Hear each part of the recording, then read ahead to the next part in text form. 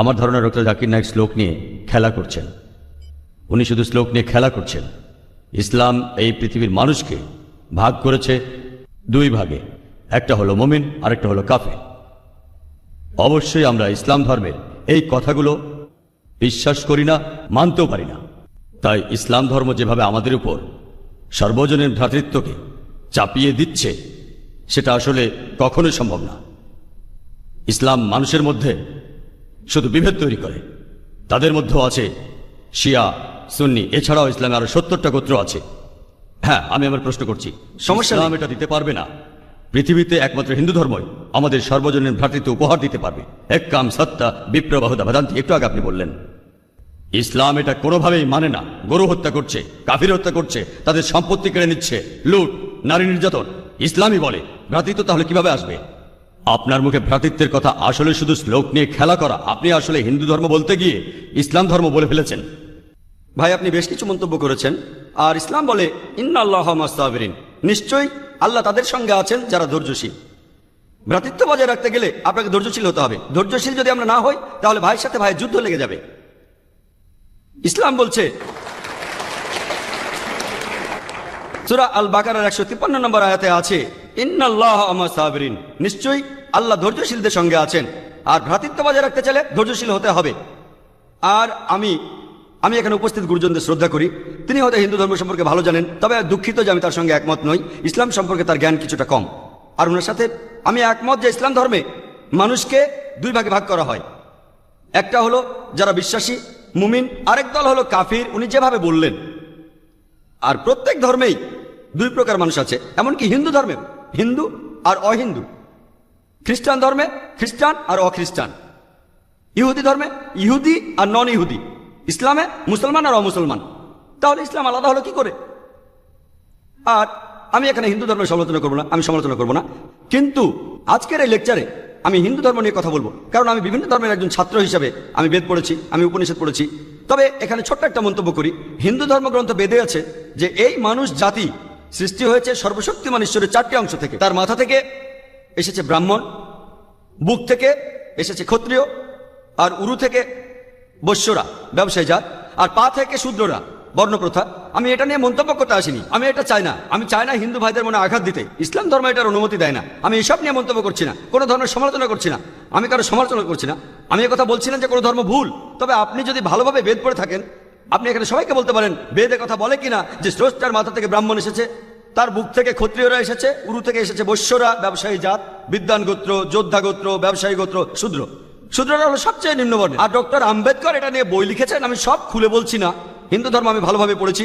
আমি হিন্দু ধর্মের অনেক কিছু শ্রদ্ধা করি, বেশ কিছুর ব্যাপারে একমত নয়, এটা আমাকে আপনি বলতে বাধ্য করলেন। পবিত্র কোরআনে সূরা আনামের 108 নম্বর আয়াতে আছে তাহাদিগকে গালি দিও না আল্লাহকে ছাড়িয়ে তাহারা যাহাদিগকে ডাকে, কেননা অজ্ঞানতাবশত তাহারা গালি দিবে আল্লাহ সুবহানাহু ওয়া তাআলাকে। এখানে আমি হিন্দু ধর্মের ভালো দিকগুলো নিয়ে বলেছি। কথাটা হলো তারা এক ঈশ্বরের ধারণায় বিশ্বাস করে। আপনার প্রশ্নের ব্যাপারে বলি যে আপনি বলেছেন মুসলিমরা তারা মানুষ খুন করে, এছাড়াও তারা হত্যা করে, আপনি বললেন গরু। ঠিক, আপনি এই কথা বলেছেন। এই সবগুলো অভিযোগের উত্তর দেওয়া দরকার, সময় এখানে কম, কয়েকটার উত্তর দিচ্ছি। অন্য কেউ প্রশ্ন করেন, আপনাদের সবার ভুল ধারণাগুলো আমি ভেঙে দেব, আমারও ভালো লাগবে। আর ভুল ধারণাগুলো ভাঙিয়ে দিলেই তারা ইসলামকে ভালোভাবে বুঝতে পারবে। এজন্য আমার লেকচারে সবসময় একটা প্রশ্নোত্তর পর্ব থাকে। আর আমরাও বলি যখন কেউ সমালোচনা করে আমারও ভালো লাগে। যত বেশি সমালোচনা হবে তত বেশি বোঝাতে পারবো, তত ভালো করে ইসলামকে বুঝতে পারবেন। আমি সেটাই করি। ইসলামও বলে সত্যকে ছড়িয়ে দিতে।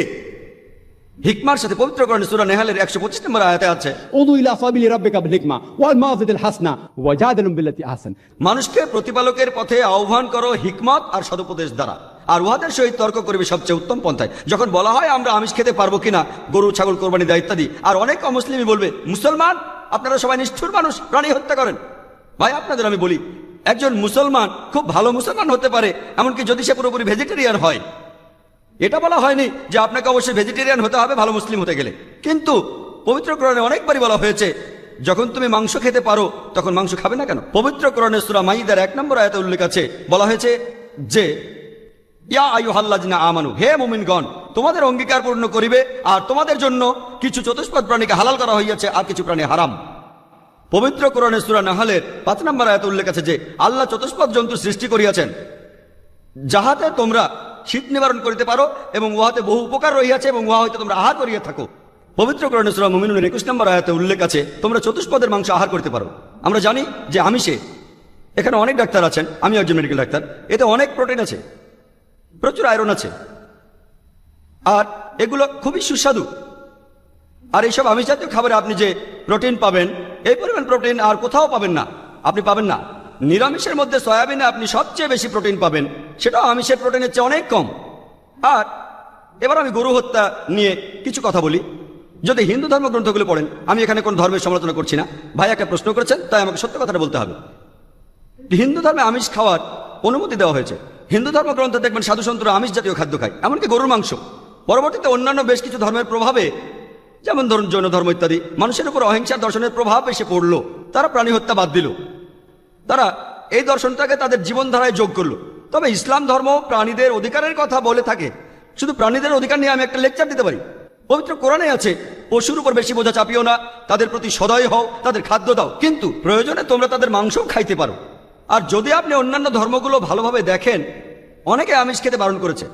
এই দর্শনের ভিত্তিটা হলো এই যে আপনি প্রাণী হত্যা করবেন না, কারণ তাদের জীবন আছে, সে কারণে আমিষ খাওয়াটা অন্যায়। আমি এর সাথে একমত। যদি কোনো মানুষ এই পৃথিবীতে মানুষ হত্যা না করে থাকে, সেখানে আমিই থাকবো সবার উপরে। সর্বজনীন ভ্রাতৃত্ব হিন্দু ধর্মে আছে যে সব প্রাণী আপনার ভাই, প্রত্যেক প্রাণী হোক সে সাপ, পাখি অথবা পতঙ্গ। আমি আপনাদের একটা প্রশ্ন করছি যে কোন মানুষটা হাজার হাজার ভাইকে না মেরেও 5 মিনিটের জন্য বেঁচে থাকতে পারে? এখানে যারা মেডিকেল সায়েন্স পড়েছেন তারা ভালো বুঝতে পারবেন যে আপনারা যখন নিঃশ্বাস নেন তখন আপনার শরীরে প্রচুর ময়লা জীবাণু ঢুকে, সেগুলোকে মেরে ফেলেন। তার অর্থ এই ধর্মে বাঁচার জন্য আপনার ভাইদের আপনি মেরে ফেলছেন। ইসলামের সর্বজনীন ভ্রাতৃত্ব বলে মানুষ জাতির প্রত্যেকেই আপনার ভাই। বিশ্বাসের ভ্রাতৃত্বে প্রত্যেক মুসলমানই ভাই ভাই, প্রত্যেক প্রাণীই আমার ভাই নয়। তবে অন্য প্রাণীদের রক্ষা করতে হবে, তাদের ক্ষতি করবেন না, বিনা কারণে তাদের অত্যাচার করবেন না, তবে প্রয়োজন হলে সেগুলোর মাংস খেতে পারেন। ইসলামের সর্বজনীন ভ্রাতৃত্ব বলে মানুষ জাতির প্রত্যেকেই আপনার ভাই। বিশ্বাসের ভ্রাতৃত্বে প্রত্যেক মুসলমানই ভাই ভাই, প্রত্যেক প্রাণীই আমার ভাই নয়। তবে অন্য প্রাণীদের রক্ষা করতে হবে, তাদের ক্ষতি করবেন না, বিনা কারণে তাদের অত্যাচার করবেন না, তবে প্রয়োজন হলে সেগুলোর মাংস খেতে পারেন। তাই যে দর্শন বলে আমিষ খাবার খাওয়া অন্যায়, কারণ এখানে আপনি প্রাণী হত্যা করছেন, বিজ্ঞান প্রমাণ করেছে, এমনকি গাছপালারও জীবন আছে, আপনারা জানেন। তাই একথা এখানে খাটছে না যে প্রাণী হত্যা করা অন্যায়। তাই এখন তারা যুক্তিটা পাল্টে বলল যে আচ্ছা, গাছেরও জীবন আছে, তবে তারা ব্যথা অনুভব করে না, তাই গাছ হত্যার চেয়ে প্রাণী হত্যা অনেক বড় অপরাধ। আর আজকের দিনে বিজ্ঞান উন্নত হয়েছে, আমরা জানি গাছও ব্যথা অনুভব করে, এমনকি গাছও কাঁদতে পারে, গাছেরও ভালো লাগতে পারে। তাই গাছ ব্যথা অনুভব করে না, এটা টিকলো না। এখানে ব্যাপারটা হলো যে গাছের কান্না মানুষ শুনতে পায় না, কারণ মানুষ কানে যে শব্দ শোনে সেটা সীমা 20 সাইকেল পার সেকেন্ড থেকে 20,000 সাইকেল পার সেকেন্ড। এই সীমার মধ্যে কিছু হলে মানুষ সেটা শুনতে পায়, এই সীমার নিচে বা উপরে মানুষ কিছু শুনতে পায় না। যেমন ধরুন কেউ যদি ডগ হুইসেল বাজায়, ডগ হুইসেল চেনেন, যেটাকে বলে সাইলেন্ট ডগ হুইসেল। যখন কেউ এই হুইসেল বাজায়, এটা সীমা হচ্ছে 20,000 সাইকেল পার সেকেন্ডের উপরে, 40,000 সাইকেল পার সেকেন্ডের নিচে।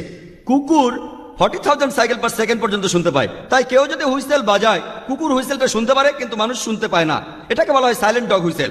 একইভাবে গাছপালার যে কান্নাকাটি আমরা মানুষরা কিছুই শুনতে পাই না, তবে গাছও কাঁদে, তারাও ব্যথা অনুভব করে। আমাদের একজন ভাই বললেন, যিনি বিষয়টা নিয়ে বেশ তর্ক করছিলেন, আর আমাকে বললেন, ভাই জাকির, আপনার কথা আমি মেনে নিলাম যে গাছপালারও জীবন আছে, তারাও ব্যথা অনুভব করে, তবে আপনি কি জানেন যে গাছের 2টো ইন্দ্রিয় কম আছে, তাদের 3টা ইন্দ্রিয় আছে, পশু পাখির ইন্দ্রিয় আছে 5টি। তাই গাছপালা হত্যার চেয়ে পশু হত্যা করা অনেক বড় অন্যায়। আমি তাকে বললাম যে ভাই, ধরুন আপনার একজন ছোট ভাই আছে, সে ছোটবেলা থেকে বোবা আর কালা, 2টো ইন্দ্রিয় কম।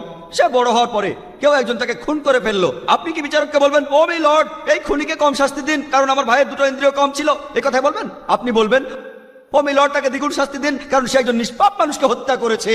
তাই ইসলামে এটা কোনো যুক্তি নয় যে 2টো বা 3টা ইন্দ্রিয়। পবিত্র কোরআনে সূরা বাকারার 168 নম্বর আয়াতে আছে যে বৈধ খাদ্যবস্তু আছে তাহা তোমরা আহার করো। তার অর্থ যেগুলো বৈধ আর হালাল খাবার সেগুলো খেতে পারো।